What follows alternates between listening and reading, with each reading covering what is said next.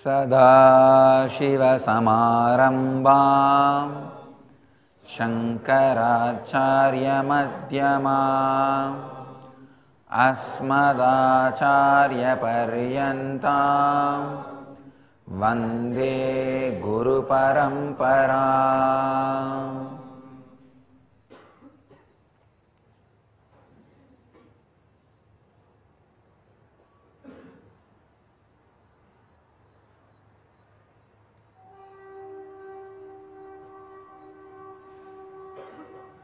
I welcome you all with my love and respects.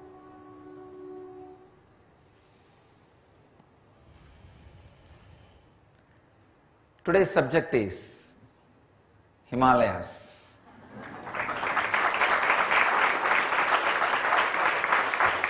The heaven and the earth. Only one word I need to alter in the title they gave. The heaven on heaven. It is never on the earth. It's never on the earth. We may be able to reach from earth. That does not mean it is on the earth. There is nothing earthly in Himalayas. Even the earth in the Himalayas is not earthly. I don't know what all I can describe about Himalayas. Maybe I will describe the greatness of the physical existence of Himalayas. That's the most happening place in the consciousness. Just like New York, Tokyo, cities, most happening cities in the outer world. Same way, most happening place in the consciousness is Himalayas. All the biggest happenings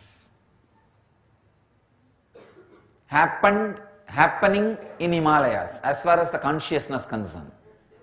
Whether it is the greatest masters landing in the body or greatest masters taking over the bodies. See, great masters take over the prepared bodies to do their mission. That's what I call enlightenment. Enlightenment can be described even in this way. Great masters just vacate the ordinary will and make that will wither away and take over the body and start doing what they want. Whether great masters landing with a new body or landing on the existing bodies or relaxing from the physical body, all the great happenings go on happen in the Himalayas. Even physically, Himalayas is never seen. Fastest growing mountain range is Himalayas. 5 millimeter per year. 5 millimeter is not a small joke. The other day I was seeing that BBC's, that Ganges documentary. It was just an ecstasy. How they describe Himalayas and Ganga. Only one thing I can say, that if you have not seen Himalayas, it's almost like you are missing one great dimension of your senses. See, it's like a born blind guy. You can't make him understand what he is missing by being blind from birth. You can't make him understand. Just undescribable. Same way, if you have not visited Himalayas, you can't even understand what you are missing in the level of senses. Same way, if you have not lived in Himalayas, you can never understand what you are missing in the level of mind. Because living in Himalayas teaches something completely different to the mind. Completely different.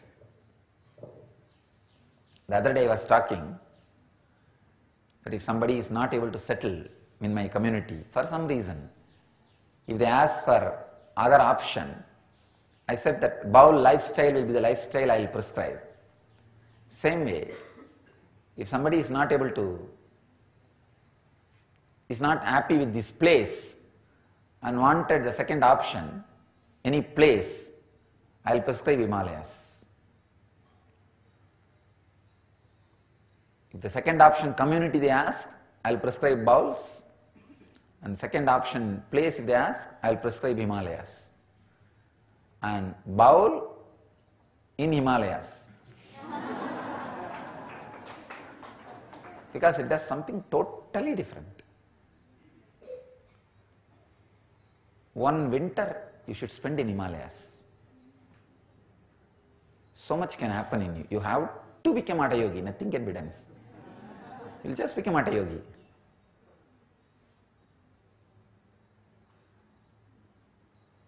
If you want to become a Vedanti, just talking, all lousy, tall, go and settle in Kashi. If you want to become Hatha Yogi, means really achieving Yogi, Himalayas is the place.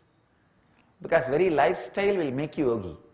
Even to have a cup of water, you need to climb up and down. For anything, your body needs to move.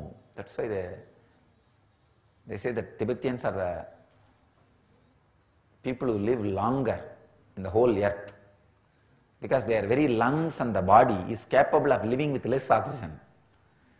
The whole body evolves in such a new way, it can live with less oxygen.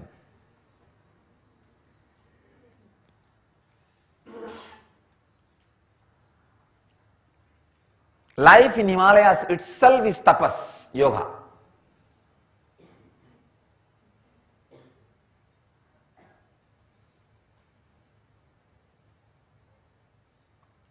What happens in Vegas stays in Vegas. But what happens in Himalayas in you stays with you. Not just stays in Himalayas. Understand? What happens in Vegas stays in Vegas. But what happens in Himalayas in you stays with you. It doesn't just stay in Himalayas. Himalayas is the place,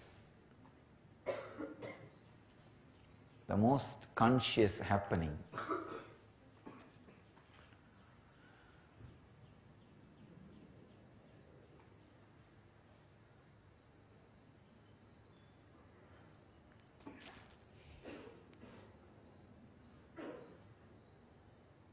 It's again such a experience. It's one of the biggest problems. When the experience goes beyond certain frequency, it only expresses as a deep joy and sweetness in the body, never as words. And I'll have to pick up the words here and there, here and there, here and there, like this. Some statement, what happens in the Vegas stays in Vegas. People will be shocked. How can he connect Vegas and Himalayas? Because I don't have any words, I have to pick up all outrageous words.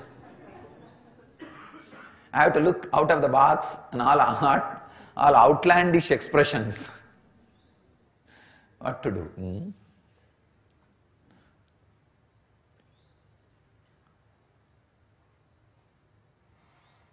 All the best things available in the planet Earth are gift of Himalayas to the civilization. Whether it is a great spiritual enlightenment philosophy or the amazing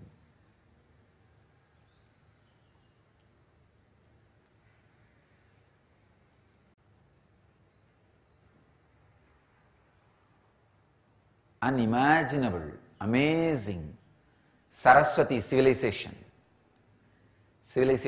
in the banks of Saraswati, the first civilization.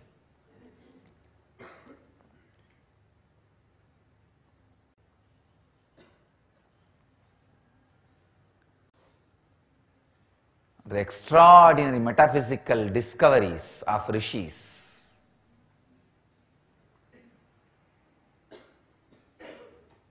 the yoga science, astrology, astronomy, vastu, gemology,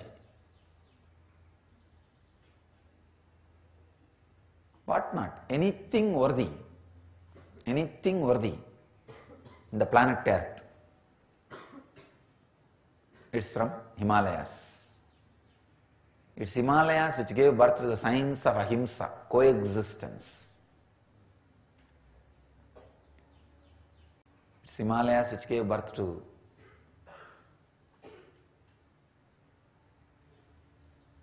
all great sciences available to the human beings today. Ganga, which still feeds 1/10 of the world population. 10% of the world population lives in the lap of Ganga. Please understand. It's from BBC's Ganges documentary.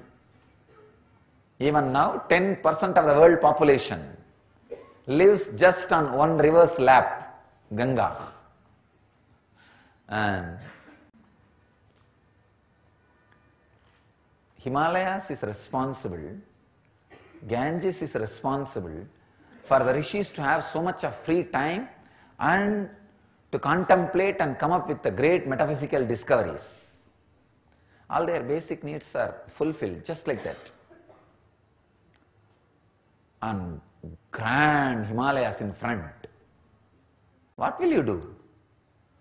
You go on, get awestruck, wonderstruck. Your logic gets slapped every time by the unimaginable expression of the cosmos.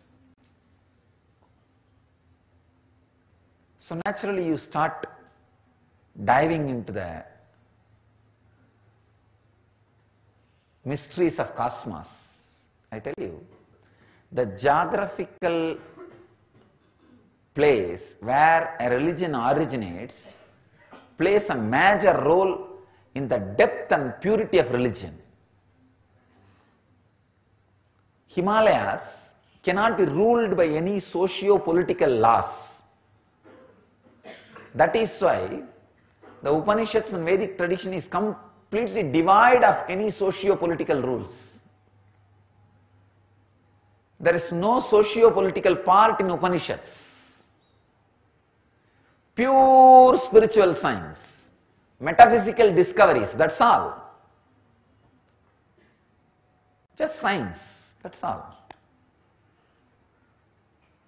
That is why still, even now, the sadhus who stay in Himalayas, they consider themselves as the sadhus of the headquarters. See, it's like ashramites who stay in this ashram, they always have the pride, they get the news first.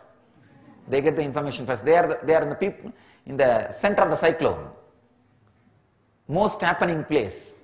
So they always feel pride and feel they are little more than the ashramites who are staying in the branch ashrams. Because anything is received by them after these guys receive. So the same way, still in the Himalayas, that sadhus who stay in Himalayas, they claim that they are the headquarters sadhus. Whether in Kumbh Mela or anywhere, they get the first right. They are worthy. They are worthy of getting it because whatever is said and done, Himalayas is Himalayas.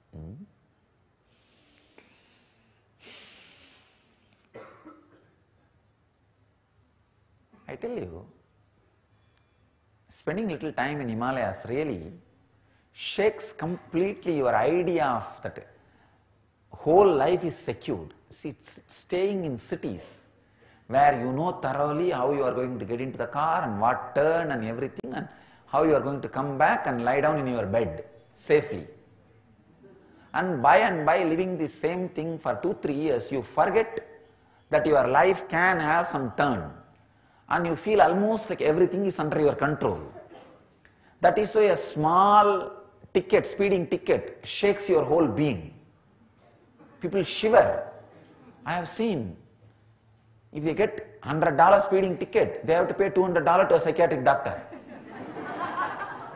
No, really, I have seen people, just one speeding ticket, they have to visit immediately their psychiatrist for that fear stroke or fear attack and what not, and pay few $100 for that guy.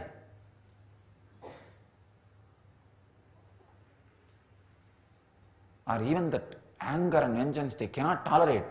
They go to a lawyer and spend little more money to stop that speeding ticket.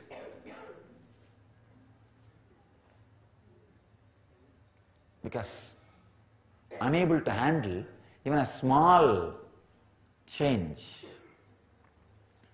Too secured. I tell you, spend little time in Himalayas. Either visit or spend little time in Himalayas. It will teach you life. Because every moment it is different. When you go, the road will be open. After 1 hour when you want to come back, the road won't be open. Not only open, road will not be there. No, really. Just it will not be there, that's all. And you do not know how many more days it will take for the new road to be created.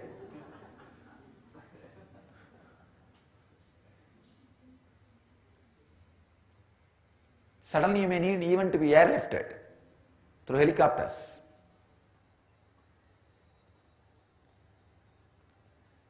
Those helicopters are bought before the Indian independence. They are brought specially to give independence and freedom to people.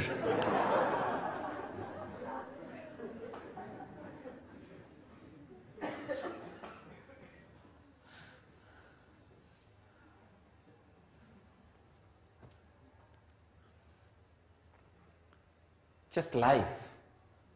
You will just face life face to face.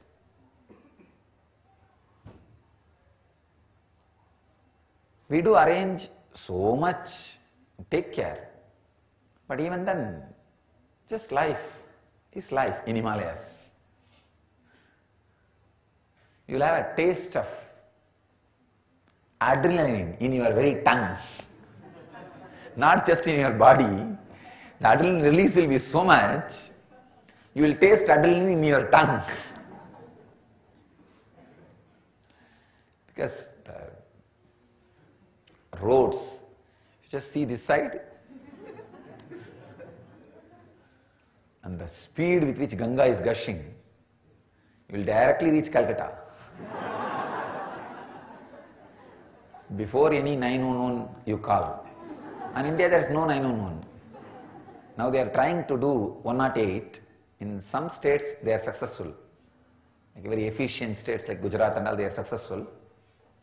But even then in Himalayas nothing. No 108, no 911. Maybe you can chant 108 times Shiva, Shiva, Shiva, Shiva. That's all. That can give you much better help than any other 108.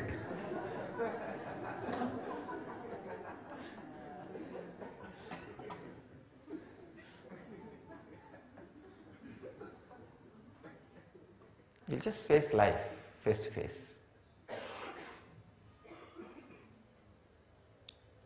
It's good to have the taste of life as it is, without any of your pseudo securities, 911s and any other pseudo securities.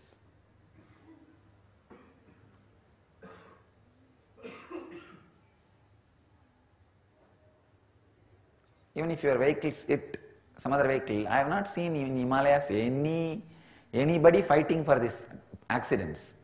They will hit, they will say, it's okay, Baba, bye. They will not even get down to talk to each other, bye. And they will go, this guy will go, that's all. Because they know that's the way roads are, nothing can be done.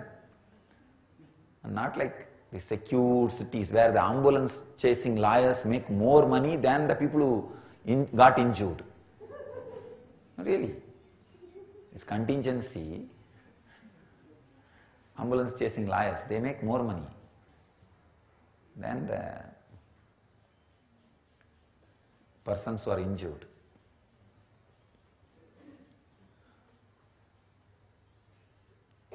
This is you will have just taste of life. And how people coexist, that's another one extraordinary thing. Just to be lived. To be lived.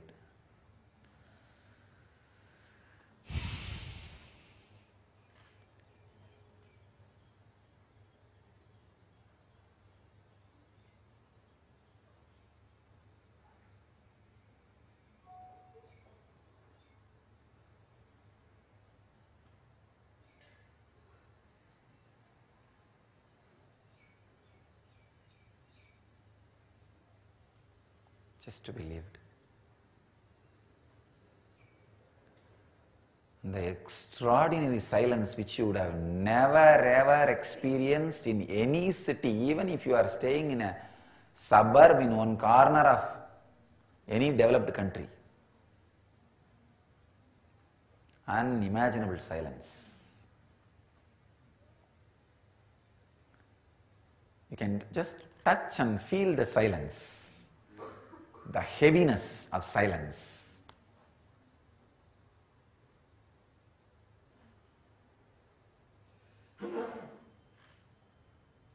Once I lived without hearing any artificial sound for 7 days.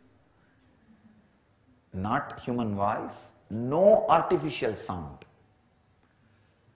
Means no sound which happens by human existence. Not even my own sound. 7 days I lived. I just wanted to catch this anahata dhvani. There is a sound which is uncreated, happening in your inner space. So I wanted to catch that sound. So I went and sat in one corner for 7 days. I could catch the glimpse of that anahata dhvani.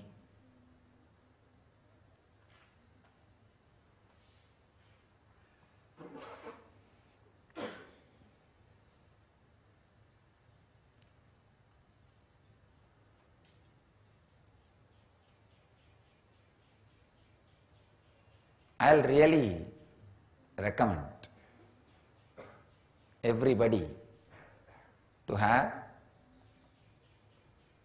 at least one visit to Himalayas. You see, understand, I am not promoting our trip. Of course, this guy wanted me to talk about Himalayas for the mainly just to introduce these Himalayas to the world. If you can come with me, that is okay. Otherwise also, at least make one trip. Don't miss Himalayas in your life. Then you will really feel that you missed something really which need to be seen. Himalayas is the Las Vegas created by rishis. I can tell you, it's an extraordinary experience.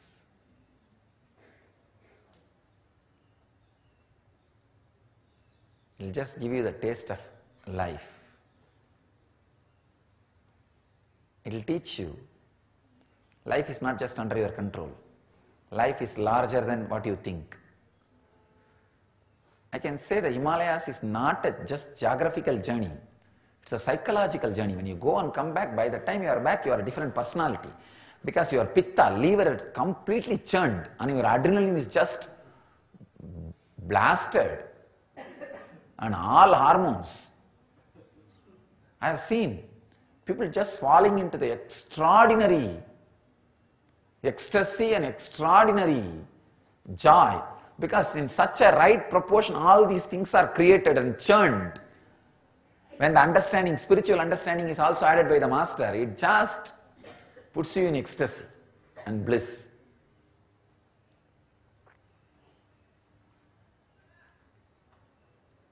Especially this trip, the theme is truth is.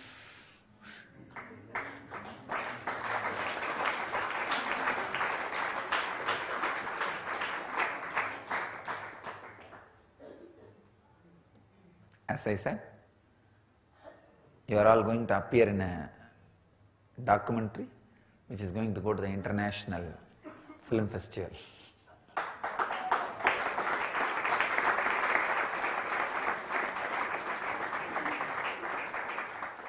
So, leave Himalayas.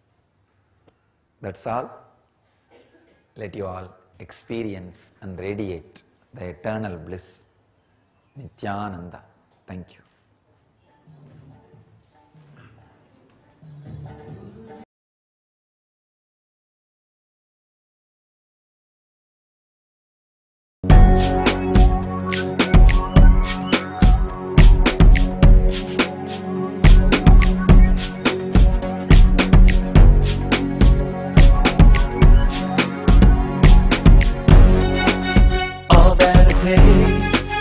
All that I smell, I up to you, Swami Nityananda.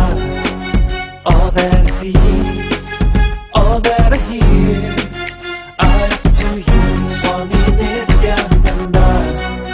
Like this dance, and this song, and this joy, I surrender to you.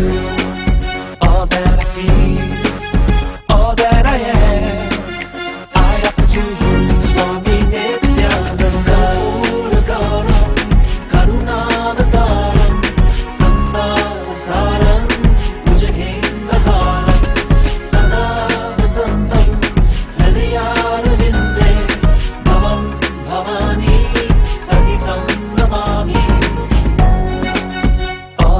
dream.